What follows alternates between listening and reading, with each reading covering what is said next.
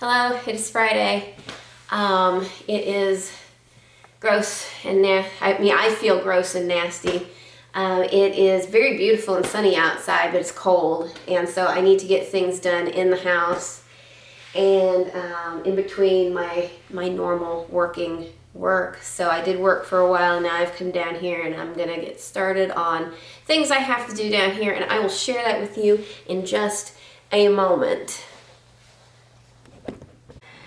I have organizing and cleaning that I have to do today. So I kind of wanted to share just a little bit what I'm working with.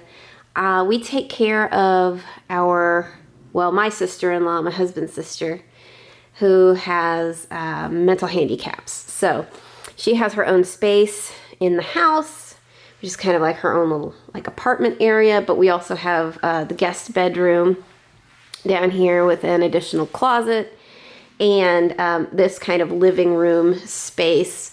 Really what we allow her to live in is her room and her large bathroom, so we will not be touching that today. Some of her stuff is out here, and so what I'm going to be doing is going through her things and organizing because she desperately needs help with that. We redid the kitchen area down here, so when folks come in to do work for her and cook and help her out, they have access to a full kitchen and all of that. We had this redone and it looks very nice, but I need to bring some of the things that were in here back in here. So that's one of the things I'm doing. And then another thing, we have a lot of craft supplies shared kind of between my kids and her, and we all kind of use that stuff. So we have this enormous craft room in here. This is a big, ridiculous house, so forgive me this is just how it is. It's just, our big, dumb house right now, and we've had to pay a lot of money to get things redone and fixed. So this is like hoarder nightmare central over here right now. This is the worst room in the house. So one of the things I want to try and do is start tackling this. I don't expect to get very far with it today, but I was thinking get some of the things out of here that we don't need anymore, move them around, and then that way that opens up this area for me to start tackling that craft room. I am going to put lots of books on the shelves. My husband, shame on him, he wanted to rip out all of that, and I said no, it is staying and we will make use of it because I like it, and she has books, I have books, the kids have books, so maybe all of that can go down here. And then we're going to put a TV over here. We're going to put we have a sound, my husband really likes sound systems, so he'll set up some kind of a sound system. And then we'll have the couches and things in here too, and a couple of chairs. But right now it's just a mess, so I've got to get to cleaning it and try to organize some things. So that's the status. I don't think I'm going to film all of it, because I don't think anybody really wants to watch that stuff, but I will definitely give you guys sort of the after of what I've actually gotten done today. Okay, this is telling me I've got 3% battery left, so I'll make it really quick. I have cleaned and cleaned and cleaned. Let's see here, let me figure this out. There we go. So this is the stuff that is being thrown away. I cleaned what will be the guest bedroom, wiped everything down, got the new bed in there. We'll be moving that piece out into the living room for the TV to go on. It will go over there for the TV. And then these are things that are still useful and not broken. That piece of furniture there and this one here, those are both broken, so I don't even want to bother keeping them. I may just sell them. And then this is all of my sister-in-law's junk that she will need to figure out how to put in her room, or we will have to organize in some way. I have not gotten to the craft room yet, the nightmare craft room, but I've spent an hour and a half, I think, down here, and so I am done. So I'm going to go back upstairs and sit down for a bit and either read or try and finish up some work. Okay. It's Friday. Hello, how is everyone today? Happy Fridays. I am enjoying a cup of coffee because, oh my gosh, today is such a coffee day. I have Many good and joyous news to bring you in the land of Alethea Thomas. I passed my test, so it was really good. It was a difficult test, but it was a really good test, and I knew the answers, but I just had to read the questions very carefully. They're very, I guess the psychometry behind it, or psychometry, I don't know how you say that word, but they craft these tests so that they're trying to kind of trick you up with language and stuff like that, which is annoying for me because I'm just like, just say it in plain English what you're asking for, and then I will answer you. So anyway, it took a little bit of thought, but it was good. It was a good test. I passed it. I got my certification, so that's all awesome and good, so I can keep doing what I'm doing in the realm of records and information management, what I normally do every day. And I have little pieces of paper that tell the people who are above me that, hey, this person knows what she's doing and you probably should listen to her. So it's just a bonus. But anyway, it's Friday. I'm working. I am going to do a little bit of work, and then I'm probably going to go downstairs and hit that craft room again and try and get some stuff organized in there. I got it pretty much cleaned out, but I do have a couple of small things to do in there. Just kind of organize a lot of empty containers and then put things into those containers that make sense, like organizationally, like paint and string and beads and like just tons of crafting supplies, markers, all of these things that my sister-in-law has collected over the years. Her mother had collected a lot of stuff over the years, and now I just have to organize that. It was not organized at all before. So that's kind of the nightmare I'm walking into, but I at least have everything corralled in like one spot now.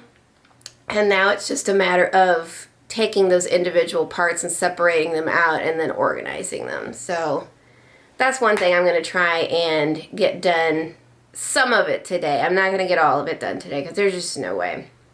Other than that, like I said, working, and then I'm going to probably be listening to more Sara J. Maas, because over the last week I have fallen into like the Sara J. Maas wormhole, like zone. I don't know what you want to call it exactly. It's just, I had to get through the Empire of Storms.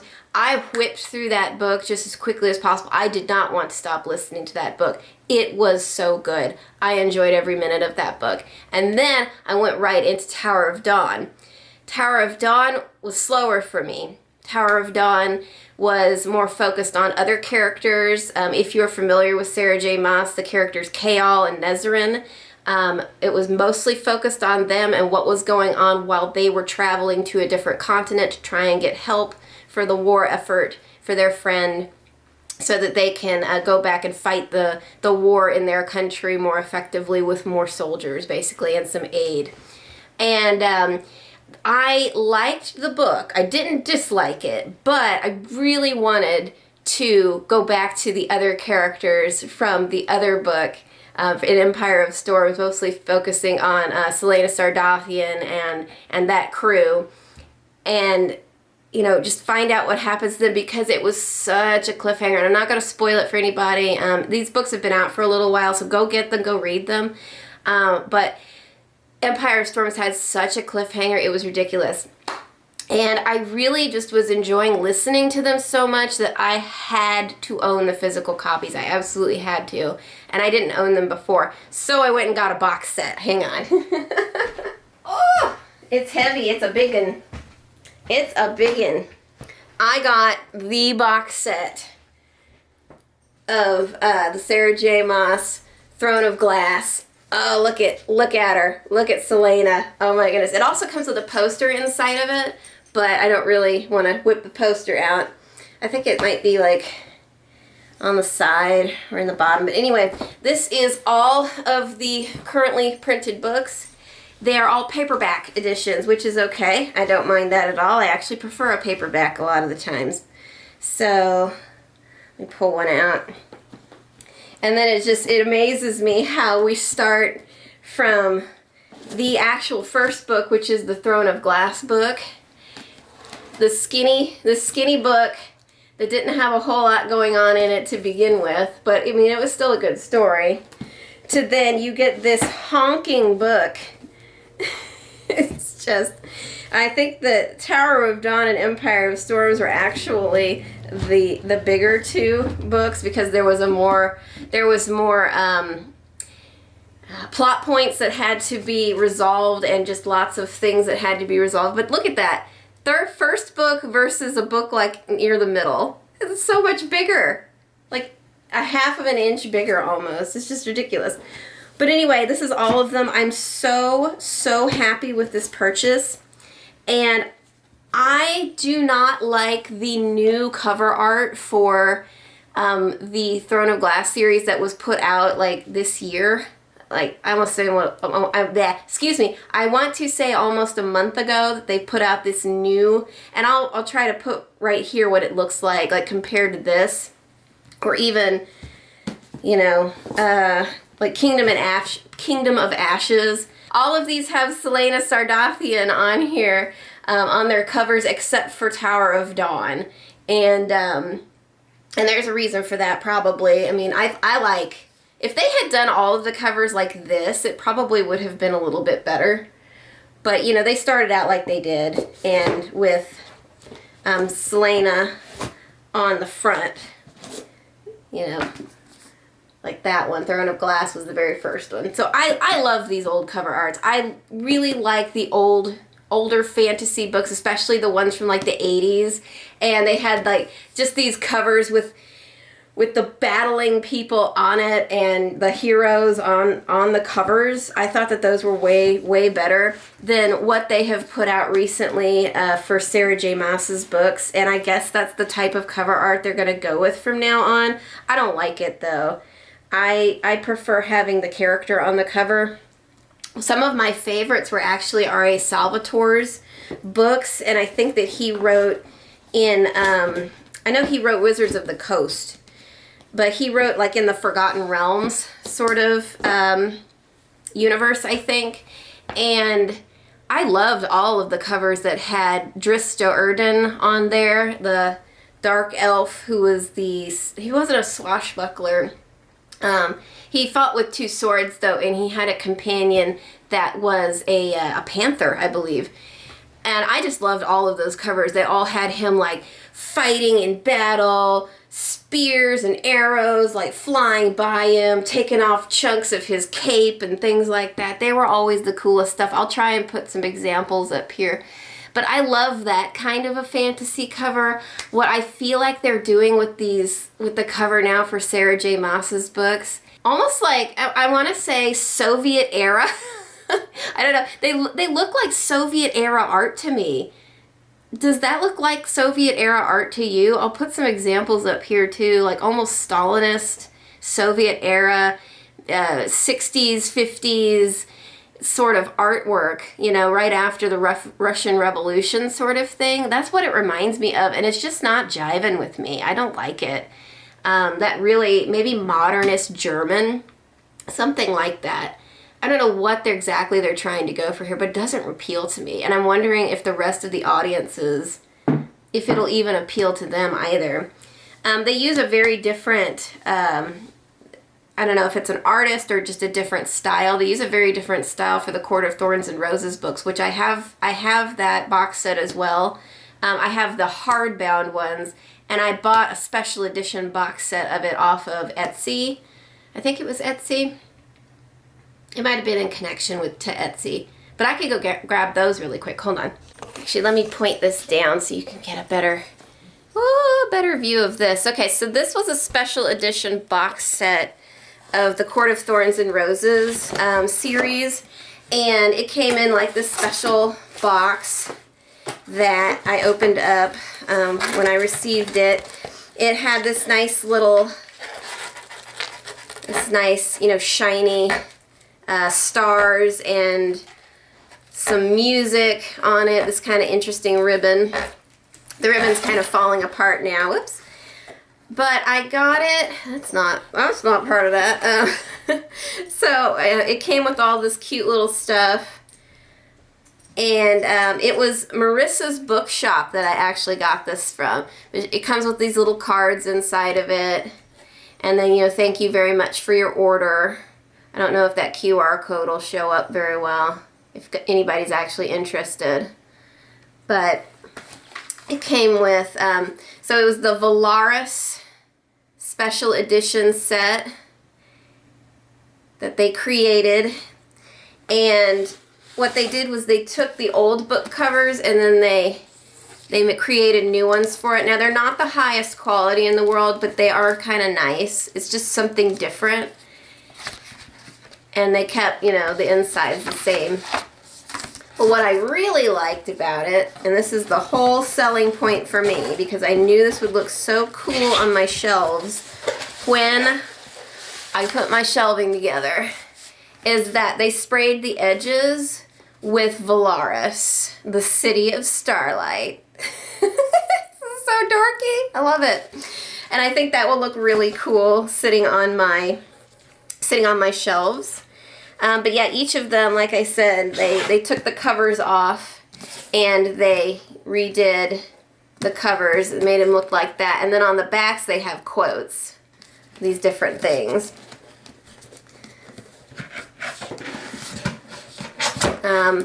Leave this world a better place than you found it, for Wings and Ruin. And then, again, you know, the insides are still the same. Still the same books. But like I said, it's not the highest quality job that they could have done. But I thought it was really cool. And I love them. I think they're fabulous. So anyway, yes, total Sara J. Maas nerd. I just love that. I think that's so cool. Anyway, I'm going to put this to the side. So yeah, total Sara J. Maas nerd over here.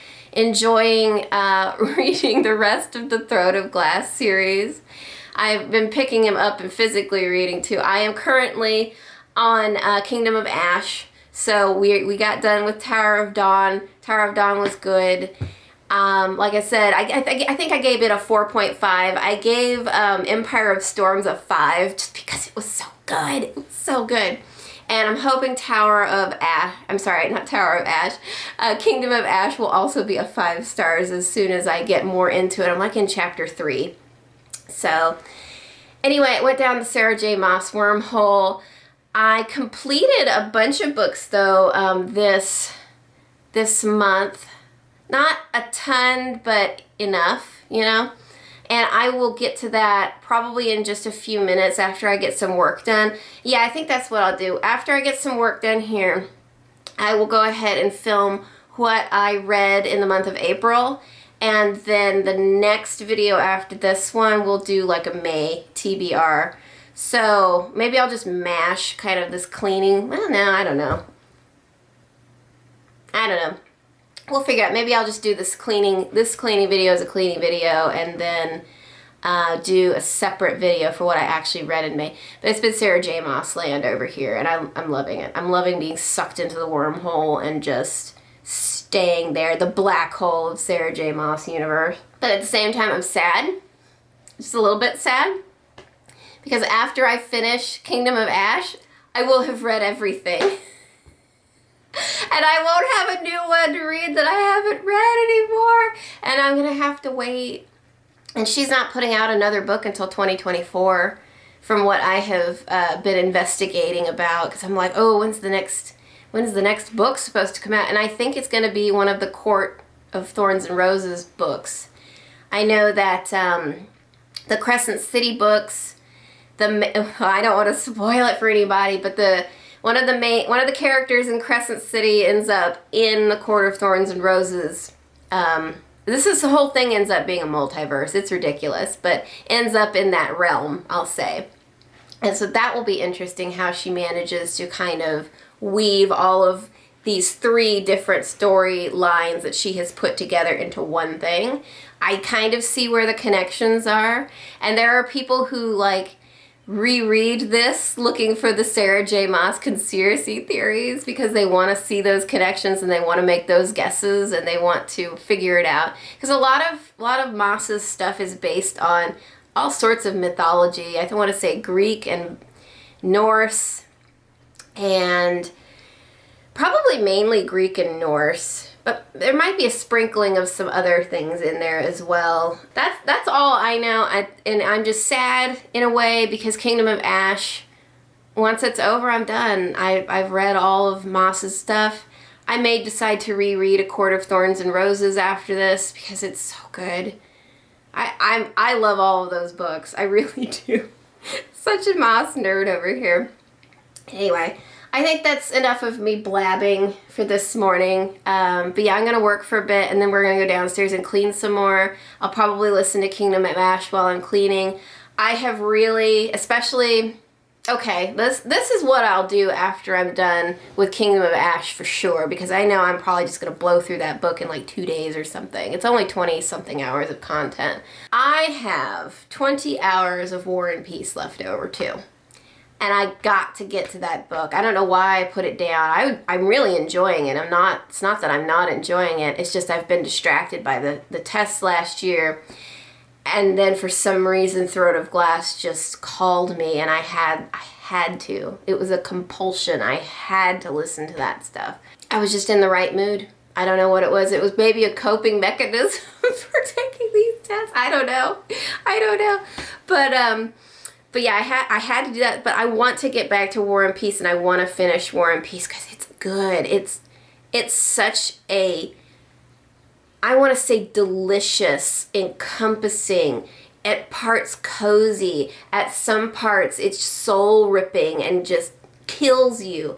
And there's so much emotion. It's such a rich text.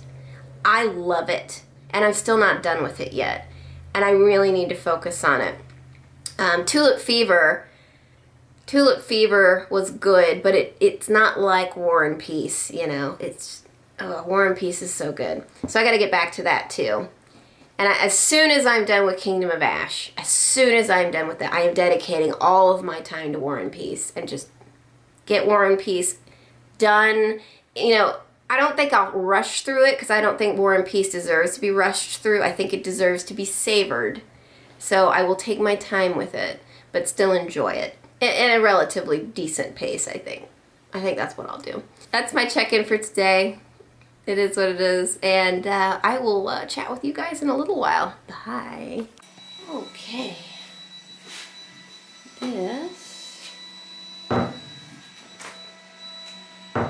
This is the craft room. And this is how far I've gotten so far. Not too bad, but there's still a lot of stuff on this shelf I've got to go through. And then there are books that need to be moved out to the shelves. And then I need to go through these in here to see if there's anything that needs to go.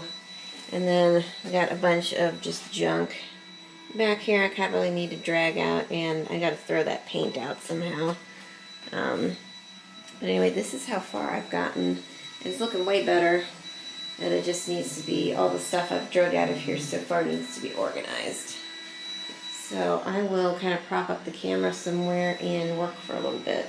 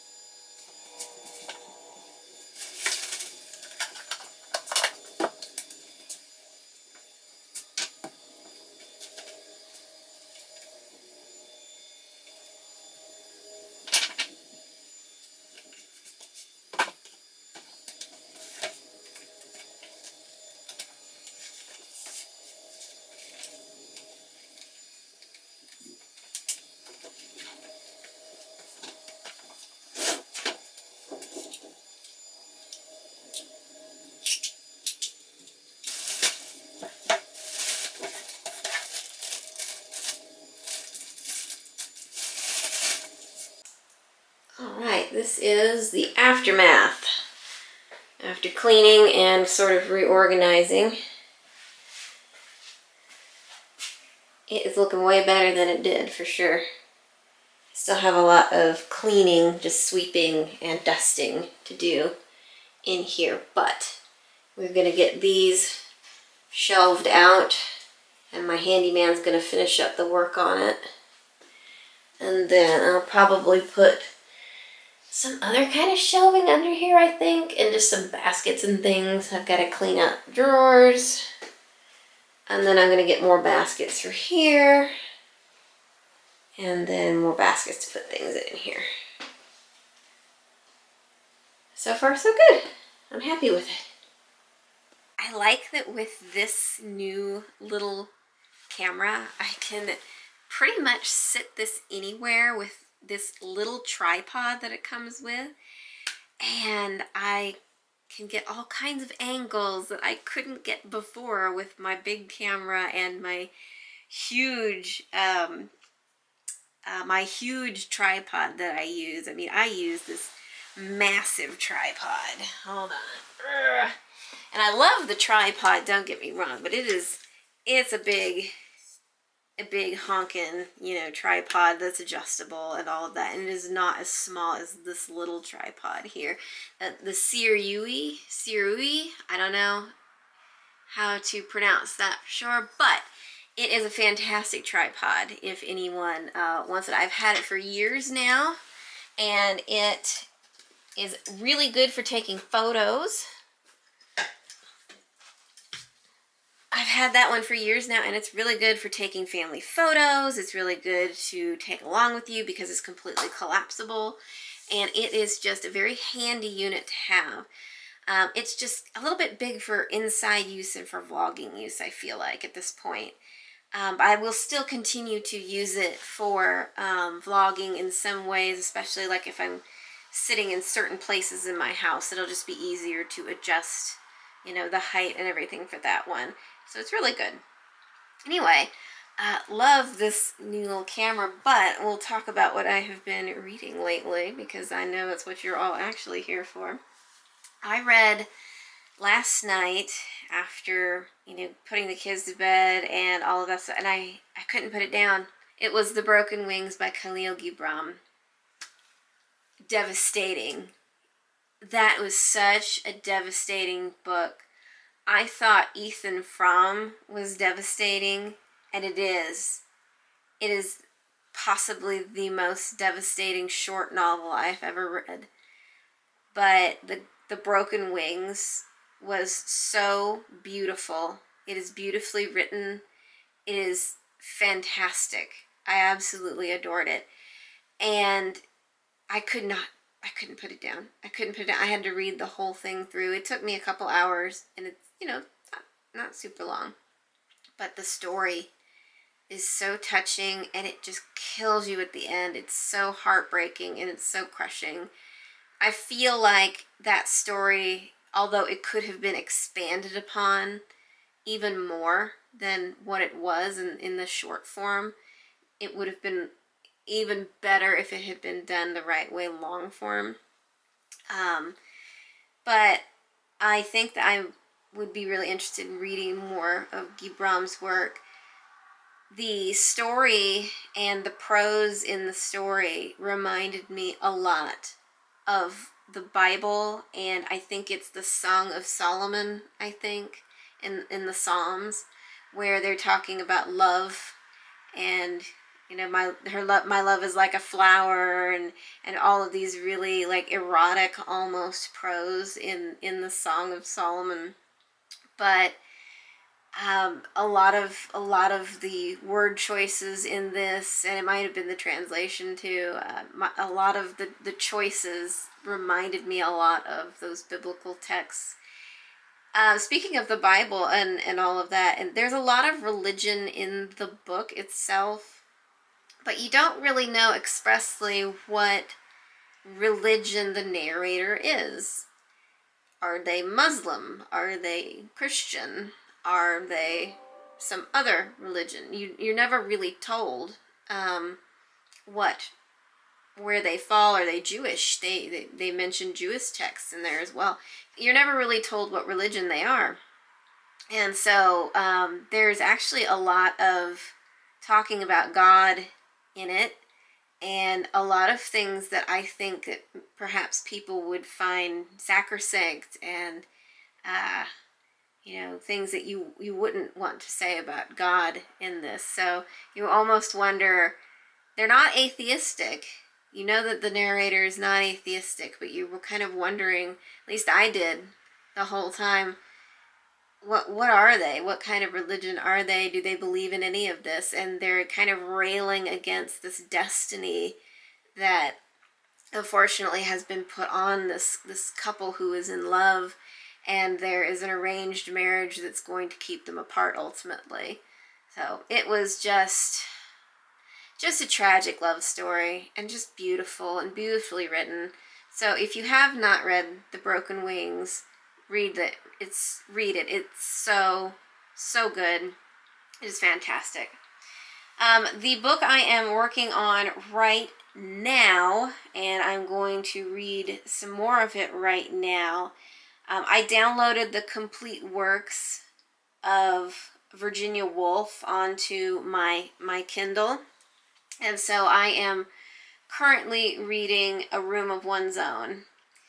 And I should be done with that this afternoon, and then I will give you my review, I guess, of it, my feedback, my feelings on Virginia Woolf.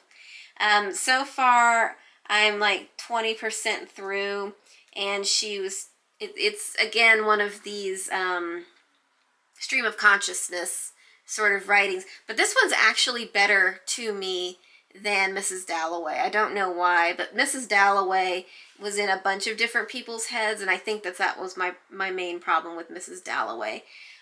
This one, it's just in the head of one person so far. So I haven't had a problem with that, and I've been reading it, and I've been enjoying it. And so we'll see how this short story essay kind of goes along, and I will let you guys know shortly. I'm back. It is a couple days later, actually, and I got a little bit busy with life, so, here I am again. We were talking about A Room of One's Own by Virginia Woolf, and I finished it. It took me a little bit longer than I anticipated to finish it, actually, which is okay. It doesn't really matter. I don't know how I feel too much about the book. It was all right. Reading this one compared to Mrs. Dalloway, I liked it better. Just consuming it was easier to digest for me. And I think that's because we weren't in a bunch of different perspectives, and also, in this this particular method of writing, which is the string of consciousness writing. Where there is just sentence after sentence after sentence after sentence, just as it would be in somebody's head, with very little breaks, paragraph breaks in between thoughts. And I'm fine with that. It kind of flows fairly well when you read it like that, so I don't mind it too much.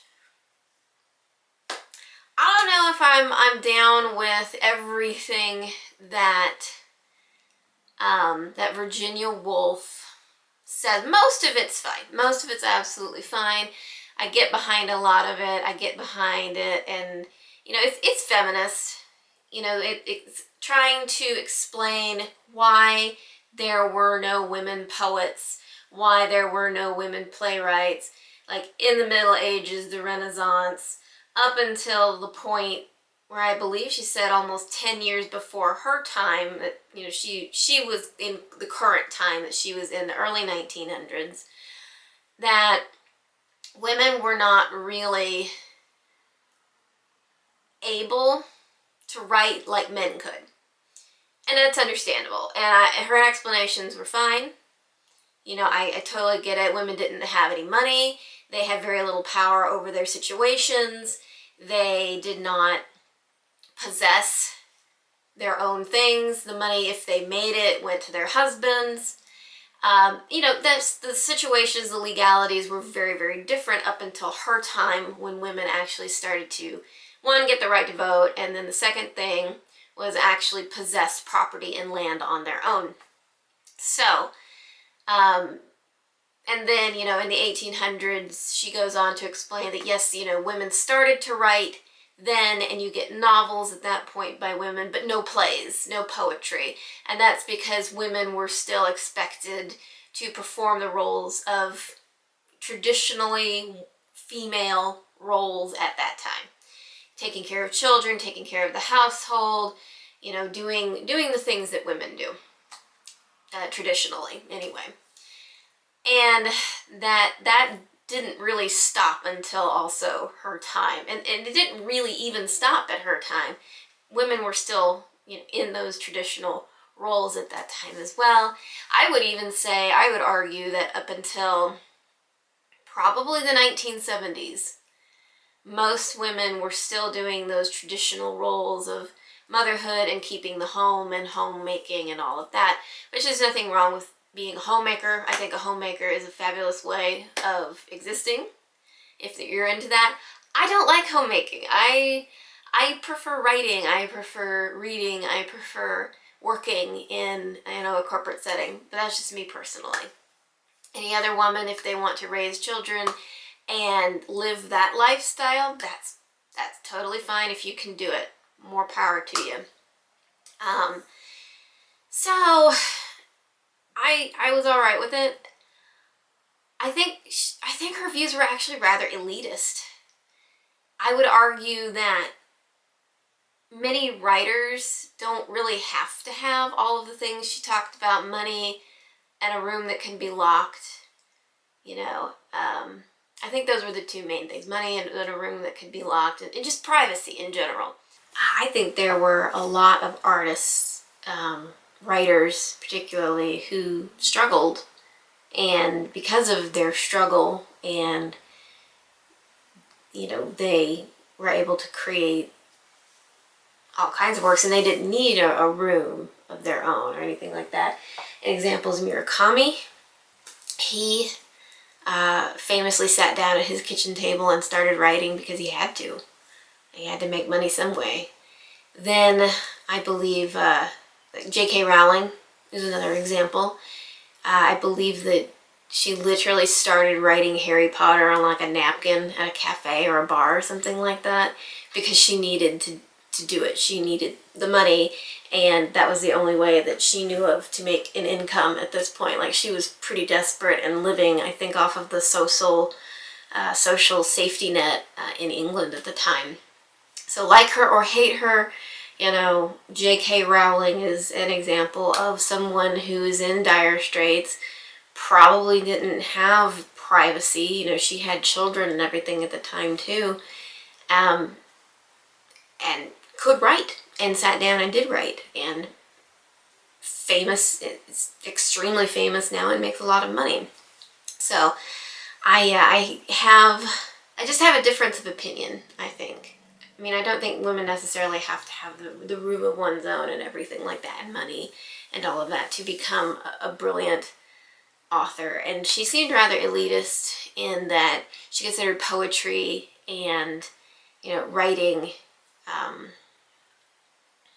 what they call plays, you know, writing poetry and plays is probably like the highest form of art. That's what it seemed like to me, where I find that novels along with plays and poetry, it's all kind of on the same level to me. I don't think there's one higher art form in that respect, and I frankly enjoy novels way more than I do poetry and, you know, and plays.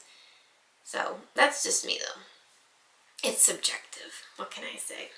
Anyway, I think that's it then. And yeah, I'm gonna wrap up this video. Thank you for watching. It's kind of a weird mishmash of stuff in this video, but I should be back pretty soon with what I actually read in the last month, April, and then my May TBR. I'm going to change some stuff up for my May TBR. The grand plans have changed, I think, pretty dramatically.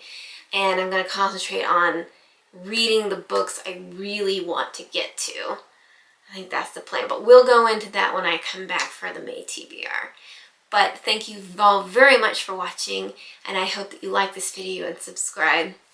Bye!